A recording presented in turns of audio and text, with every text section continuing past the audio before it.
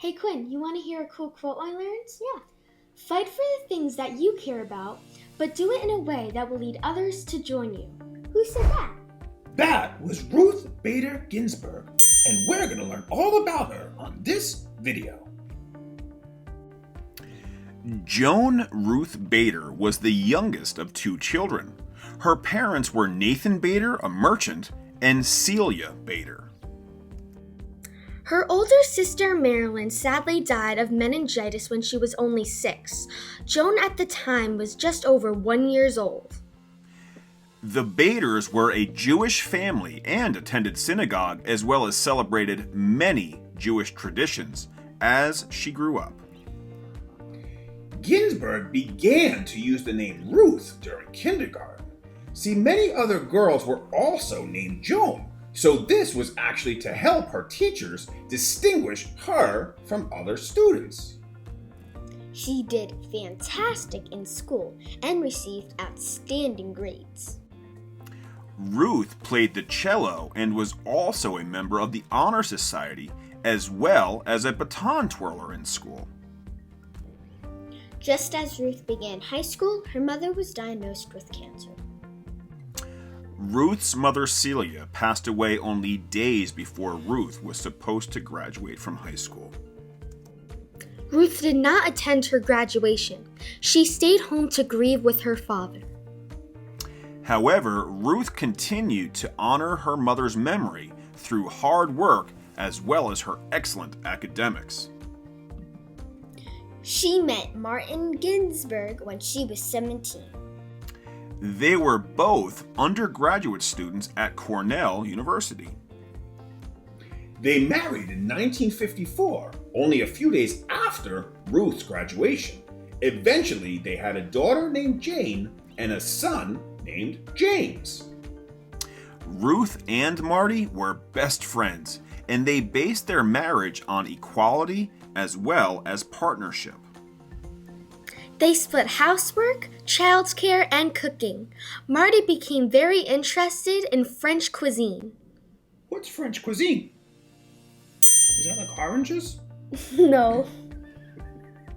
And we're still wondering why Quinn thinks that French cuisine has anything to do with oranges. Next, Martin was drafted into the United States Army.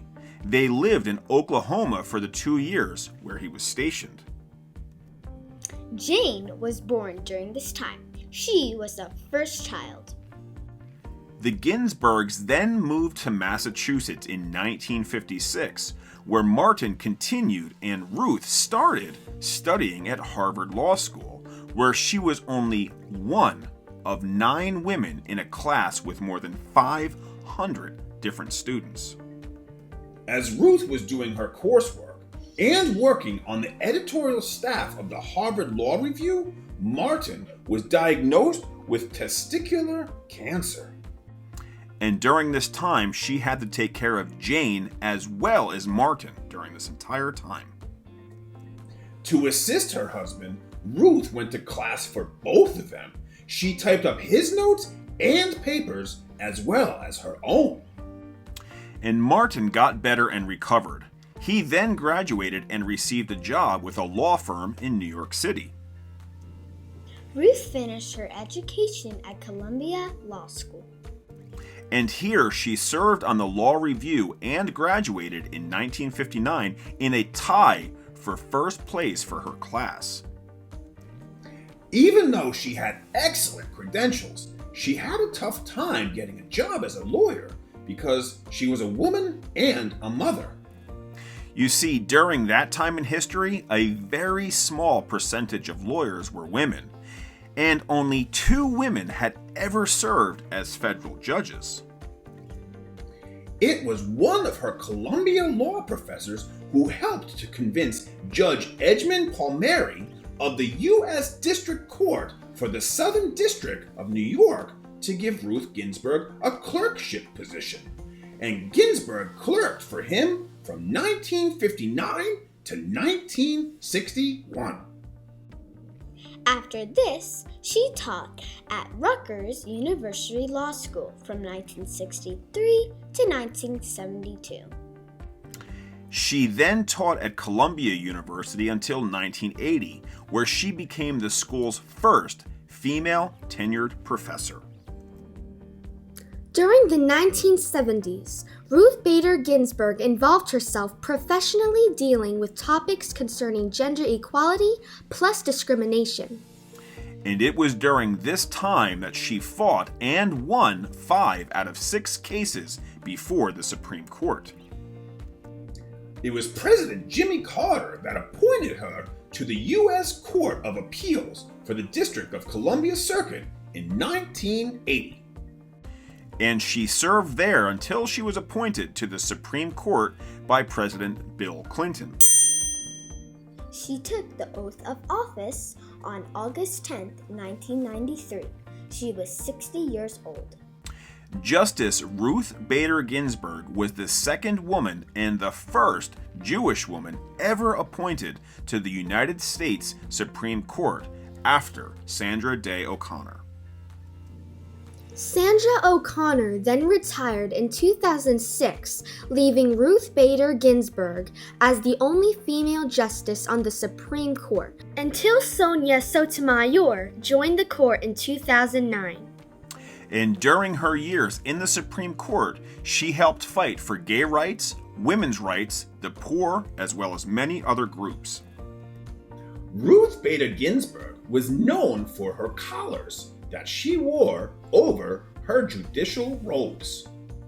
Sandra Day O'Connor and Ruth Bader Ginsburg decided because the common robes were made for showing a man's tie, they would do something a little bit different.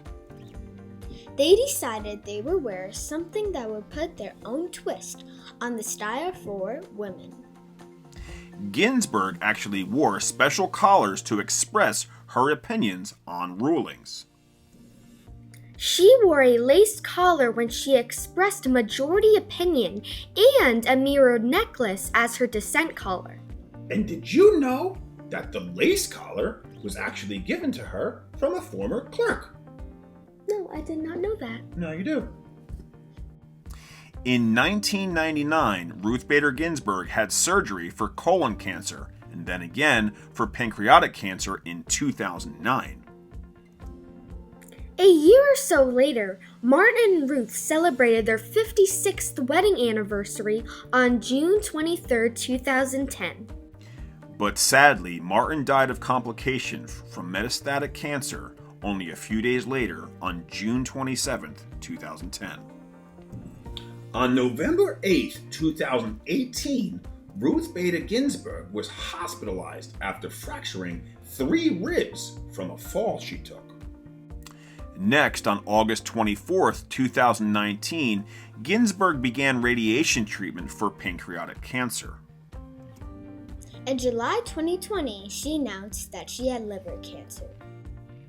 On September 18, 2020, Ginsburg died from problems caused by metastatic pancreatic cancer. Her passing was mourned by millions of people all over the world. Ruth Bader Ginsburg is quoted for saying, "I would like to be remembered as someone who used whatever talent she had to do her work to the very best of her ability." I think we all can agree that that is exactly what she did. Well, hey, guess what? Now you, them, and I know all about Ruth Bader Ginsburg. Thanks for watching. Make sure to subscribe. Bye. Bye.